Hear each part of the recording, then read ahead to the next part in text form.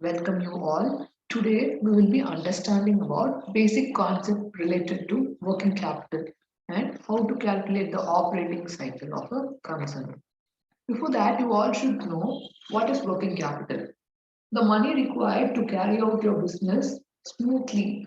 In order to meet your day-to-day operation, you require some fund. That is known as working capital because every organization will have operating expenses. In order to meet the operating expenses, sufficient funds should be there within your organization. An organization can classify its capital into long-term capital and short-term capital. The long-term capital fund will get invested in long-term asset. And for short-term capital, that is your working capital, you have to make sure appropriate fund is being kept aside, or else it's not possible for your concern to meet out your routine expenses. So here, the financial manager plays a crucial role. He has to estimate what is the money requirement of the concern. He has to understand in order to carry out the operation smoothly on a routine basis, what is the money required per day has to be estimated. So here the financial manager, when it comes to working capital management, he has to first forecast the requirement. What is the money? What is the term of money or the source of money? How much is the money required to carry out my operation? That has to be estimated first. Okay, I have estimated the source of fund. Now I have to find out from where am I going to raise the fund. Projecting the appropriate fund required to carry out the operation is utmost important. The finance manager should make sure he is not deploying more fund towards working capital, because if there is additional fund that is being transferred towards working capital, there is a possibility where more liquidity is enjoyed in an organization and fund may not be productively utilized. Considering all these factors, the finance manager will project the working capital requirement. Once that is done, you have to also estimate the source from which you can raise your working capital. Your source of working capital could be either internal or external. Internal sources, that is the fund which is available within your organization. From that, you can take for time being and utilize it for your short-term expense requirement. It includes your depreciation, the fund which you have transferred as a depreciation fund or towards your taxation. Or there could be a possibility where I might have not paid my wages or some miscellaneous expense. Towards that money is there, whereas I have not utilized that. That could be used as internal source of working capital. There is also a possibility where this is not enough. The money which is available within the concern is not enough. That calls for external utilization of fund. You can go forward with advance given by the customer, or you can go forward with commercial paper or trade credit. So it is the combination of internal and external source of working capital through which the finance manager makes sure the projection or the flow of the company is going appropriately. For this, forecasting the working capital requirement, there is two methods. One, we have operating cycle method. The next one, estimation of components of working capital method. We know the finance manager is going to tell me how much is the money required and from where am I going to raise. It could be internal or external. But in order to forecast the appropriate fund, you have to choose appropriate method. Two methods, namely operating cycle method and estimation of working capital method. Okay, you have to understand what is operating cycle. First, you need to know what is operating expenses. The expenses which are very crucial for performance of activity of a concern.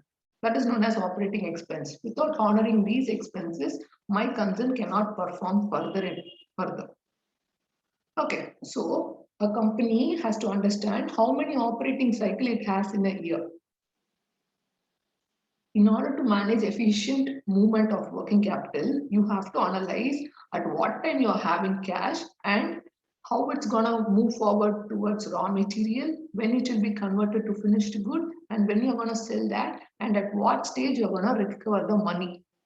All these things will be considered in your operating cycle. Yes, if just imagine we are a manufacturing concern. In order to produce a product, I require raw material. I'm purchasing the required raw materials. Say, for example, it's going to be wood. The wood might be kept in the godown for a day. It's just like the raw material is getting hoarded. It's being idle. And work in progress. Yes, I'm going to convert the wood to a finished product. Either it could be toy. So there is a work in progress. It moves to the next stage. In work in progress, just imagine it's going to stay idle for 1 day. And work in progress, it's taking 2 days to complete, make the toy. And the goods is ready. How long it's going to stay in the godown? You're a manufacturing concern. You cannot sell the product externally. You have to sell it to a marketer. Imagine it's going to stay in your concern for 5 days. Okay. Initially, my company had cash. I have in turn invested my cash in a raw material so that I have to produce something, then only it could be sold in the market. Okay. Already so many days. See, I have spent 8 days. I'm selling it to somebody. I have sold the goods to somebody on credit. He told like after 30 days, I will pay you the money. That means for 38 days, you do not have this cash. For example, just imagine you have invested 10,000. For this 38 days, you do not have this 10,000. How are you going to balance the next upcoming days? That is working capital management. Okay, so out of the money which you have invested, it will get reaped in a later phase. Within the short span of time in which the money is not going to be available, how are you going to alternatively finance it? Or what are the alternative source, or when is the other receivable? All such things would be considered in your working capital management. So in order to compute your operating cycle, you have to proceed forward with the table. And operating cycle is generally denoted in terms of days. You have to consider the raw material remaining in your concern. To that, work in progress should be added. When a material is being purchased, it moves to variety of stage. First, it will be in work in progress. Then it moves forward to finished goods. Once it's being finished, you can sell the product. And every article will undergo all these three stages. Okay, for all the three stages, there is different dates. All that will be mentioned here. To that, you have to detect the credit payment period. Okay, you have to understand who's a debtor and who's a creditor. Based on that, you will be calculating your operating cycle. Yes, that is perfectly done. Once operating cycle is being estimated by your concern, the management can decide the working capital required to carry out your venture. Okay. If you're going to solve a problem, everything will not be given in terms of days. It will be given in figures. They will tell like raw material consumption per annum, the stock of raw material lying in the godown. Only such details will be given. If that's going to be the criteria, you have to convert everything in terms of date.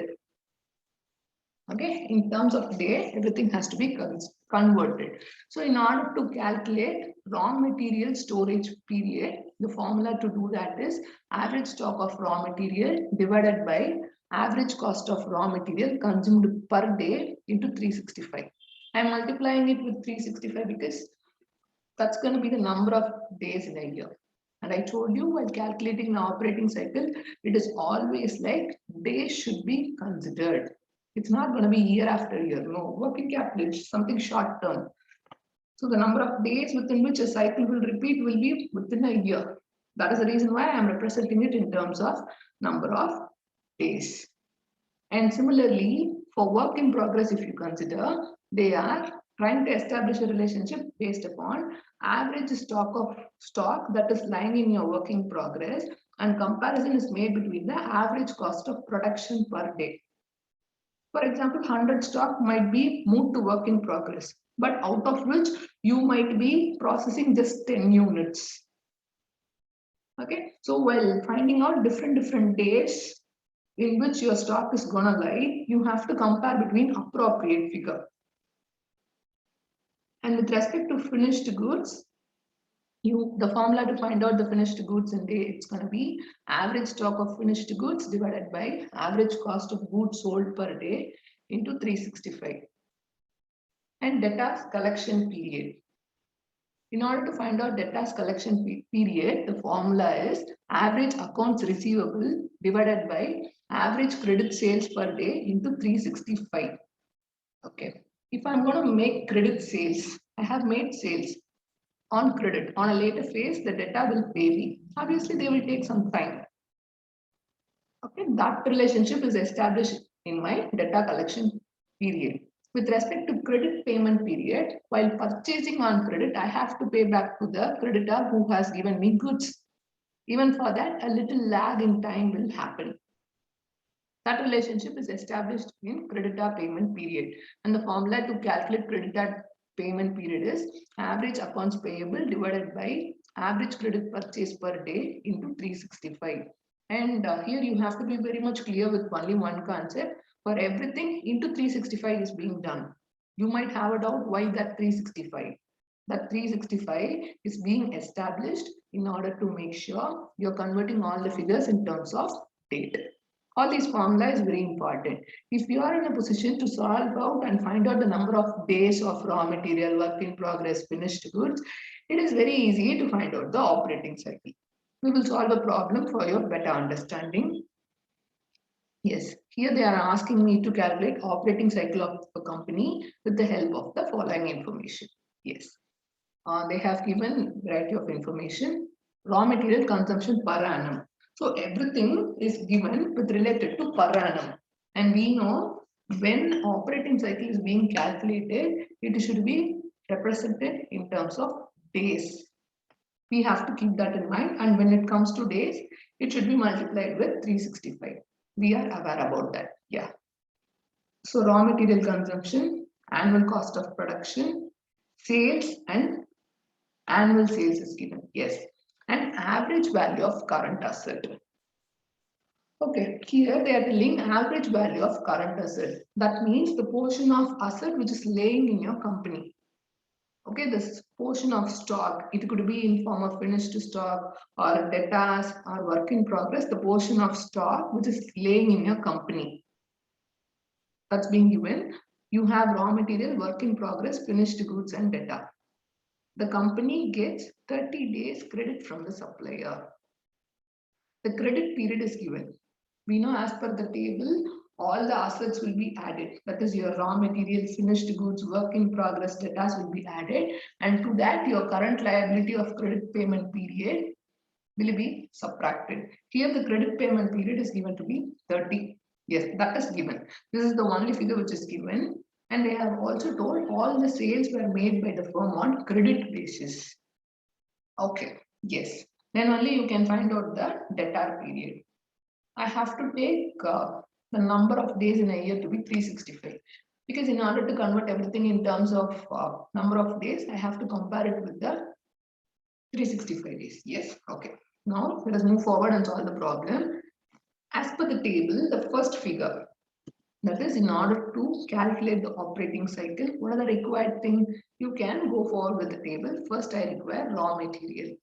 To this, work in progress, finished goods and data collection period will be added, and the credit payment period is already given in the problem to be 30 days. That is the final figure which is being given in the problem. Apart from that, all these figures are hidden. It's not known. So I have to find out. In order to find out everything in terms of date, we know comparison should be made with respect to 365. We will start solving one after the other. So let us find out the raw material storage period. So in order to find out the raw material storage period, we know comparison should be made between raw materials. So here we have two raw material. One in terms of asset, other one they have given consumption per annum. So in order to find out raw material storage period, average stock of raw material. That is what is the raw material I am having. So in order to find out what you are having, that is something which is mentioned as your current asset. So as of now, I am having 1,24,000 raw material. To that, average cost of raw material consumed per day. Here they have given raw material consumption per annum. Okay, per annum it's given to be 8,42,000 per annum. You will ask me, they have given it for per annum. Why did you write it? I want to change that to days. How will I change that? I will multiply the same with 365. So what did I do? In order to find out the raw material storage period, it's going to be the raw material existing in your concern divided by how much you are consuming per day. Here, per annum figure is given.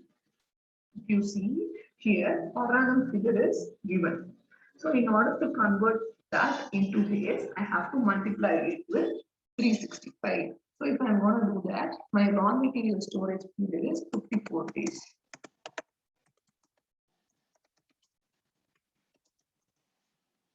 It's going to be 54 days. Yes, we have got this to be 54. Take and write the answer at the right column. Now, work in progress held during the period. So in order to find out work in progress held during the period, the formula is average stock, that is your current asset lying in work in progress, divided by average cost of production per day into 365. Okay, we will see that in the table. If you see, the work in progress lying in your current asset is 72,000. Annual cost of production. Annual cost, it's given to be annual cost. I want it in terms of days. So I will multiply it with 365. So it is going to be 72,000 divided by 14,25,000 into 365. Average stock of work in progress I got from the current asset given in the problem, and they have given average cost of production per annum. They have given production per annum. I want it in terms of date. That is the reason why I am multiplying it with 365. This is going to be 18 days. Okay, now let me move forward to find out finished goods. In order to find out finished goods, it is average stock of finished goods divided by average cost of goods sold per day into 365. Okay, let us find out the details regarding finished goods. You have finished goods to an extent of 122. And annual cost of sales, it's given to be 15,30,000. So comparison should be made between this in order to find out your finished goods.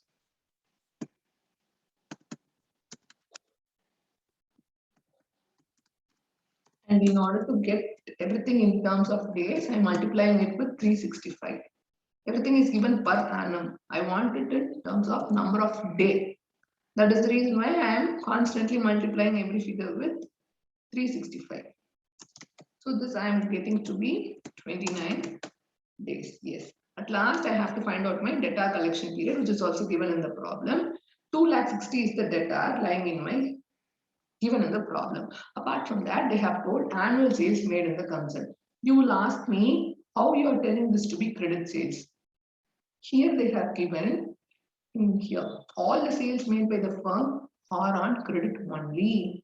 So it is being assumed like all the data which is lying in your company is due for collection. Okay.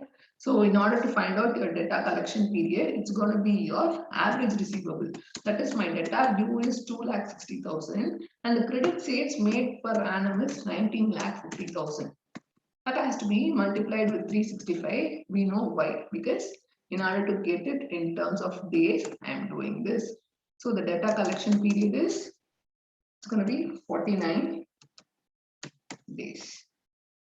Yeah. Now I have got all the figures to be substituted in the table. Okay. So what did we get for the raw material? I have got 54 and work in progress 18. Everything I have converted in terms of days. Yeah, 54 plus 18 plus 29. To that 49 to be added.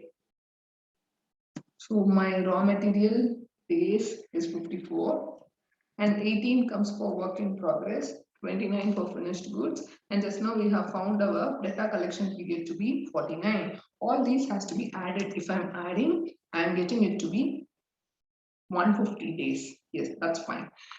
At the initial stage itself, we wrote this 30. That is the credit payment due. I would have purchased goods on credit. I have to repay that within 30 days.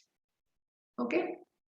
And this 150 days I have got with the operating cycle of the goods which I have purchased from the external party.